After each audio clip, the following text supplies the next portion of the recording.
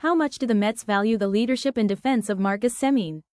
They're betting on Semien being a decent offensive player at ages 35, 36 and 37 at second base, a long shot that is not even on the baseball actuarial chart these days. New York traded career-long Met Brandon Nimmo to Texas to take on the end of the aging curve of Semien. The Rangers are trying to remake their team to be younger, cheaper and more contact-heavy. Goodbye, Adolis Garcia. Nimmo actually strikes out more often than Semien. But with Garcia gone and Josh Smith on hand to play second base, the swap made some sense for Texas in terms of age. Semien is 35, Nimmo turns 33 in March, and positional need. The Mets were not a good defensive team last season, ranking 19th in run value, 21st in outs above average and 23rd in batting average allowed on balls in play.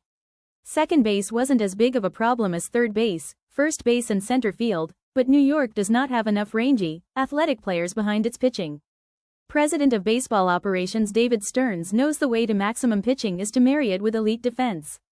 The acquisition of Semien and the subtraction of Nimmo, below-average defender, is a step in that direction. Semien also gives the Mets one of the great true professionals in the game. He is a glue guy and leader.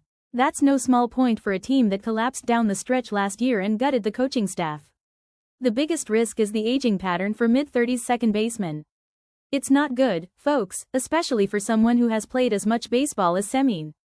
From 2015 to 25, Semien has averaged 613 plate appearances per year. Only 4 players have taken more. One of them is his new double-play partner, shortstop Francisco Lindor, 32. Let's say the best the Mets can hope for is that Semien stays healthy enough to have a qualified season, play 100 games at second base and is just average on offense, an OPS plus of 100 or more. Doesn't sound like much, right? It's not. Over the past 8 full seasons, it's been done 62 times. Okay, but now ask yourself, how many of those average, qualified second basemen were 35 years old or older? The answer is 0. Not since Ben Zobrist in 2016 has a second baseman that old held up to such a rather low bar. The normal aging pattern is fast declines such as those we saw from Dustin Pedroia, Whit Merrifield, DJ LeMahieu and the like, often with injuries associated.